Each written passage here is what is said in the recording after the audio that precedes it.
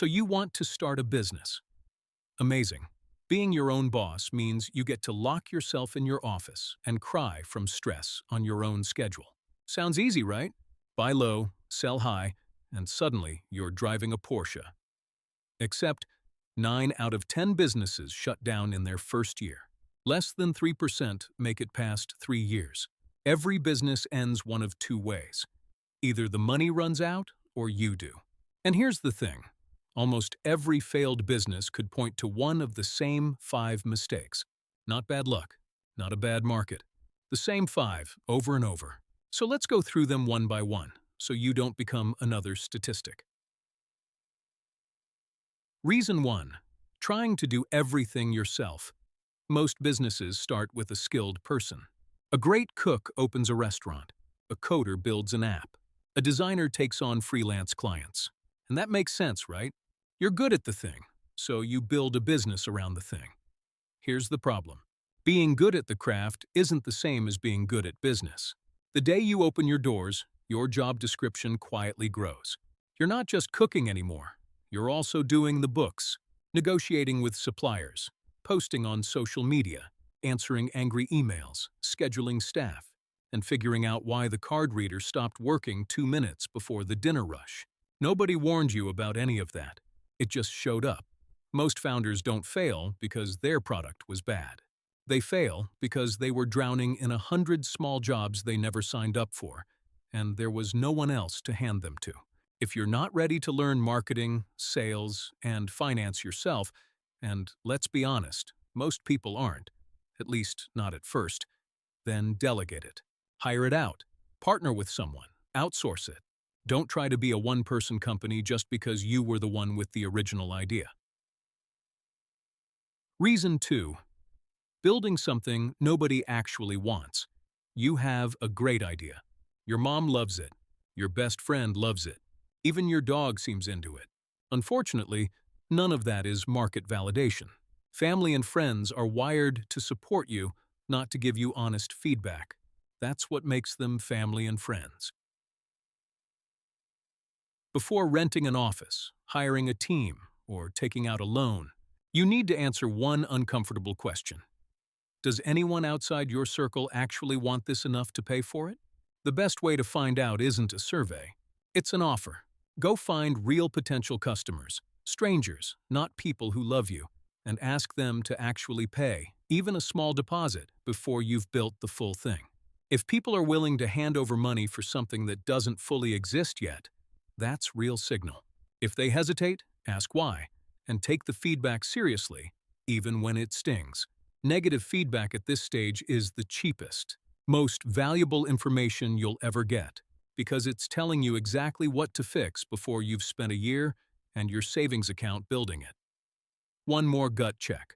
Look up your idea online. Are there competitors already doing something similar? Are people actively searching for a solution to this problem? If yes, that's usually a good sign. It means the demand is real, and now it's a question of doing it better. If literally nobody is looking for this, that's not proof you're a visionary who's ahead of your time.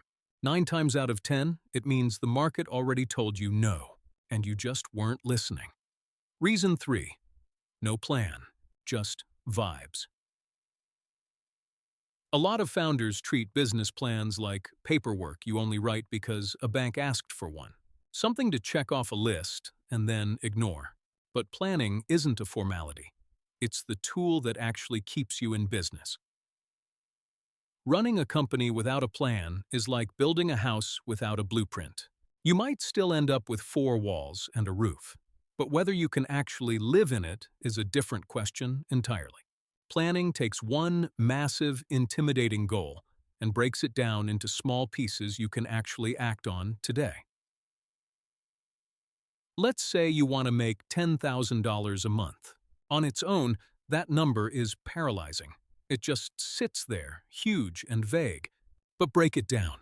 $10,000 could be 1,000 sales at $10 each, or 100 sales at $100 each. Now ask yourself the real questions. What product actually sells at that price point? How many people need to see your offer before one of them buys? How many conversations, ads, or messages does that require on average per sale? Suddenly, you're not chasing an abstract dream. You have a number of conversations to have this week, a number of ads to test, a number of people to reach out to. That breakdown is your business plan. And it does something else too. It stops you from hiring people you don't need yet, buying tools you won't use, and burning cash on things that sound impressive, but don't move you toward that number. Reason 4. Skipping marketing to save money. Here's a hard truth. Most businesses don't die because the product was bad. They die because nobody knew the product existed. Until your phone won't stop ringing with new customers, everything else you're doing is just floating, like sailing a boat with no wind. It doesn't matter how well built the boat is. There are 2 jobs in order. First, build something people actually want, which we already covered. Second, and just as important, make sure people actually know it exists. Skipping this second job to save money is one of the most common ways businesses quietly starve. Here's a real example. An interior designer built his entire client base through word of mouth among wealthy clients. Friends, telling friends, no ads needed. It worked great for years. Then a downturn hit, referrals dried up, and he made a smart pivot.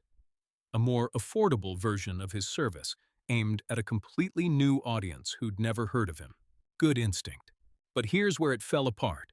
He posted about the new offer once on Instagram to the same old followers, and then just waited. Nothing happened. And it makes sense why. His existing followers were wealthy clients from his old niche, not the new, budget-conscious audience he was now targeting. He never put a single dollar behind actually reaching the people this new offer was built for. New audience means new marketing spend. There's no shortcut where a great product just magically finds its people on its own. Reason 5. Mixing personal money and business money. This one starts small, almost innocently. You pull a little cash out of the business for something personal.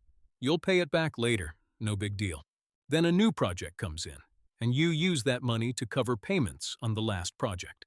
Then another project shows up, and that one covers the taxes you never actually set aside. One at a time, none of these decisions feel dangerous. But stacked together, they snowball into cash flow gaps, missed payments, and, in the worst cases, frozen accounts and calls from collections.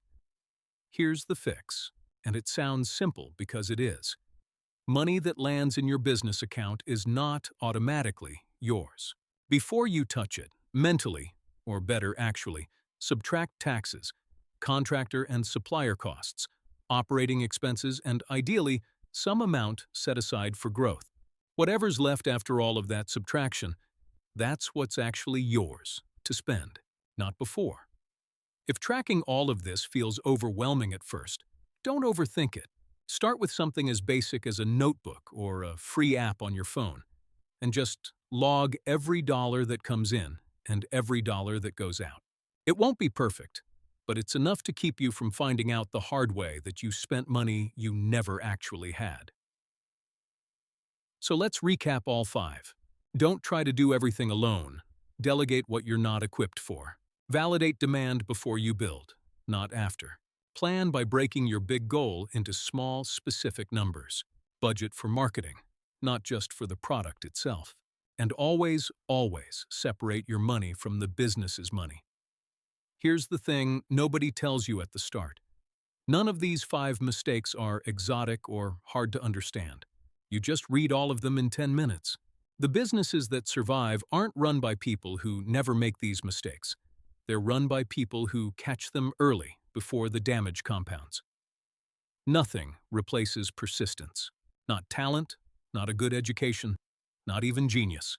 The world is full of talented people who never followed through and educated people who never took the risk. Persistence is what's left standing when everything else runs out. If this helped, subscribe. Cents&Sense breaks down the real reasons businesses and finances fail every single week.